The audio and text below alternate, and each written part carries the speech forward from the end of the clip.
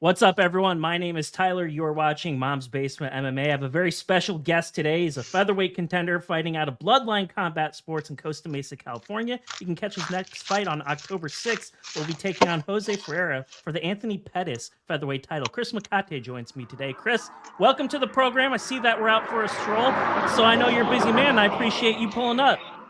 Yeah, no worries. This is part of my little Sunday light cardio session, recovery day, outdoors, getting it in, and then I get to talk to you. So, yeah, I'm stoked about it. Well, Chris, we're stoked to hear about this upcoming fight that you got going on. But first and foremost, I wanted to ask you about your gym, Bloodline. This is a team I've been hearing more and more about over the past year or so. You guys got some absolute killers in that gym apart from yourself. Can you tell me a little bit, what is it about that place that makes it so special, and how did you end up fighting there?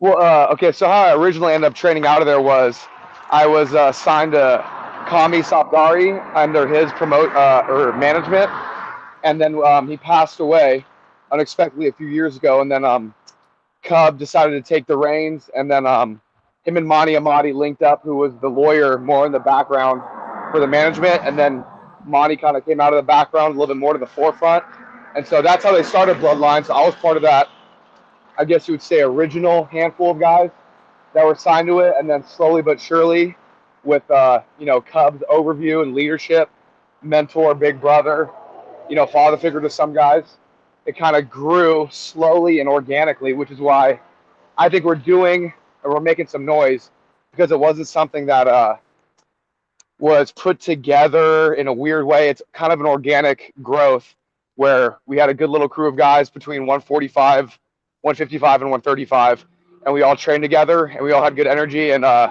guys push each other, and then so we kind of grew, and then other people started to want to join in. They saw we had good practices, good workouts, and then ultimately good fight results, and that is enticing to people when you're coming up in the fight game, being around people that you can kind of train and push each other and go hard, but then also enjoy each other's company a little bit and not have to really worry about some of the weird stuff that comes with MMA teammates, people being weird. So we got a tight crew of people. And yeah, like I said, I think it's becoming more known because it grew organically. Everyone pushes each other. We all have a good cooperating crew, and everyone understands where everyone's coming from. And I think that makes some good results. And that's why you see us starting to rack some wins up and starting to make some noise. But yeah, it was an organic operation. And then, yeah, we're starting to rattle the cage a little bit. So I'm stoked to be a part of it. I am well acquainted with a couple of your teammates. Richie Miranda, an absolute savage. Dougie just won the interim featherweight title at That's LFA. Right. Mecate and Dougie, my boys. Chris, can you tell me a little bit about what it was like when Dougie won that title? Just kind of what did it mean for everybody in the gym? I know obviously you guys are putting in the blood, sweat, and tears every day to make each other better. And for him to win that title on that stage, just kind of, what was that like at the gym? It was awesome, and it was one of those things where when you train with him, and he had some from a couple years ago, some losses that maybe really didn't reflect what he was truly capable of, which, I've had a couple losses too that do the same. And so people that maybe weren't aware or just kind of didn't know truly what his potential was, unless you've trained with him and felt him and seen what he's done in the gym, I wasn't surprised at all, to be honest, to be completely honest. I said third round knockout, so I was a round off, but got the second round KO. But the thing with Doug, or Lerryan, as I call him, is it's more, to me, it kind of shows, and these aren't the things on the front, but in the background, like how he came to America on a visa, doing all this, and then he got out of his comfort zone, kind of linked with us, gave his best effort, and then good things happened. And so I like that part of the story where, he's just a cool, hardworking dude, great training partner for me. We're around the same size. He's great on the ground, great on his feet. So he pushes me. And then you see him he was on a little bit of a slide downward. He kind of came out of the rut and came up, and then won the LFA title. And he just stayed committed, and he didn't quit. He didn't go back home, tug his tail. He freaking stayed in the fight. Got a pretty easy knockout, I would say, in that second round. Didn't even really get touched. Maybe got punched one time, maybe. So yeah, that was stoked. We were there.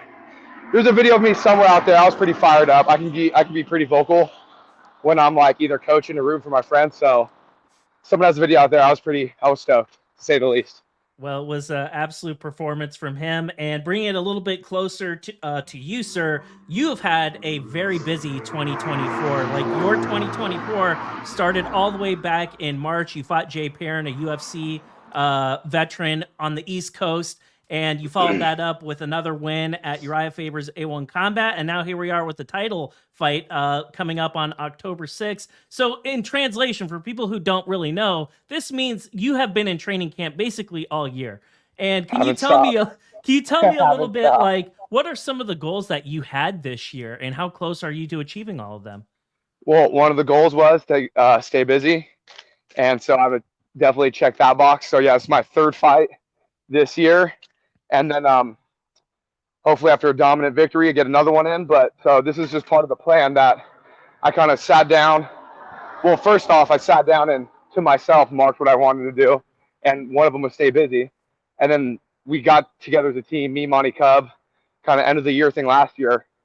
And that was one of my things. I was like, okay, this year I'm going to be as active as possible. And it's not really wasn't like lack of my effort or my team's effort. It's just kind of sometimes it was harder for me to get fights. So I was like, I'm just going to stay ready. So if something short notice comes, 2 weeks, 1 week, I'm like, I'm game.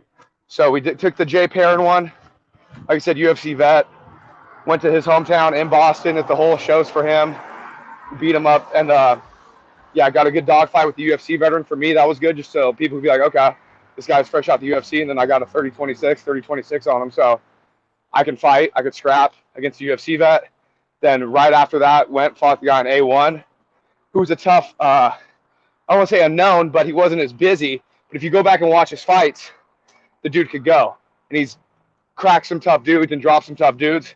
So I was ready, and I was like, oh, I'm not going to get surprised just because I beat this guy. Now this guy's not as accoladed. So I was ready for that one. That was a tough one. And then maybe took a week off and then kind of got my motor running again. And then sure enough, I was staying active. I was doing what I was supposed to do. And then they go, hey, you want a title fight in Chicago, or I guess in Indiana, but in the Midwest? And I'm like, let's do it. Guy fights out of Chicago. I'm assuming his whole crowd is going to be there. And this is nothing new to me, going to someone else's place where they're comfortable, me coming in and trying to go and kick their ass in their hometown. So I'm stoked about it, and it's going to be a good fight.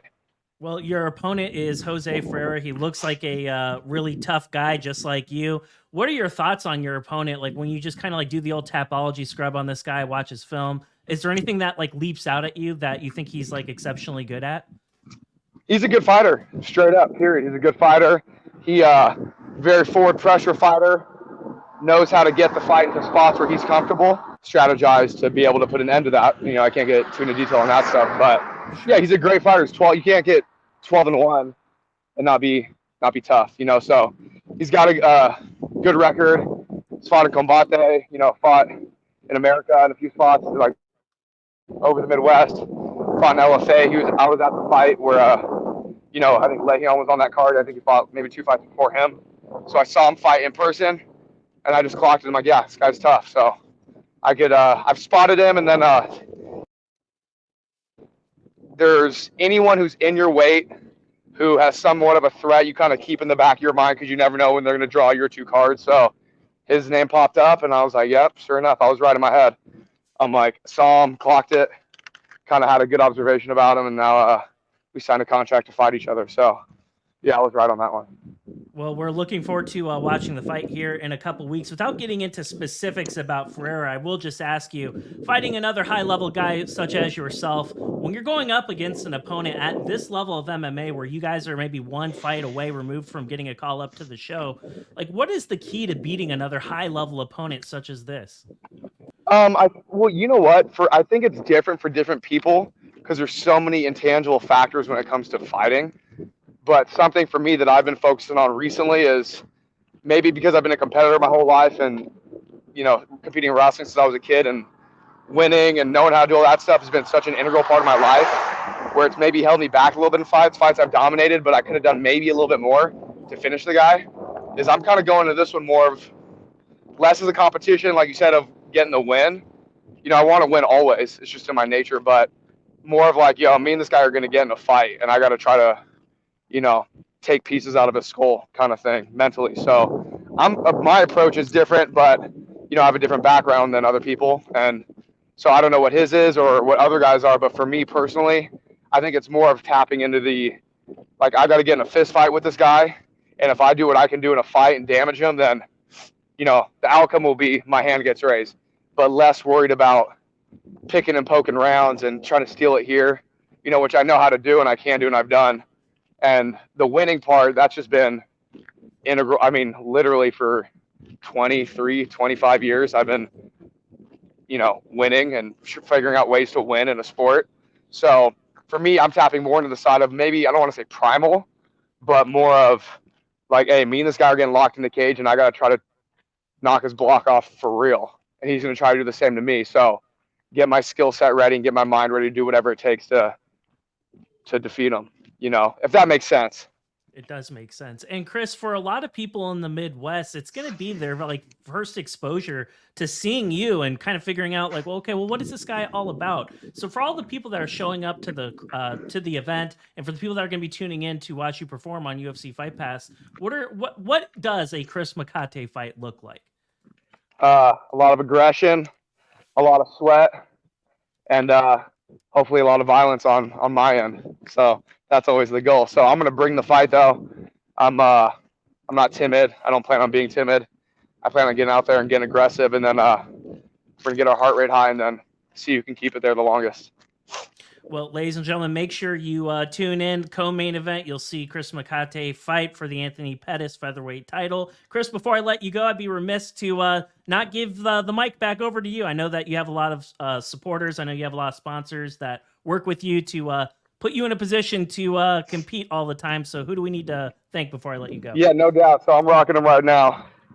AmWeedCo, American Weed Company. If you're going to smoke weed, make sure it's American.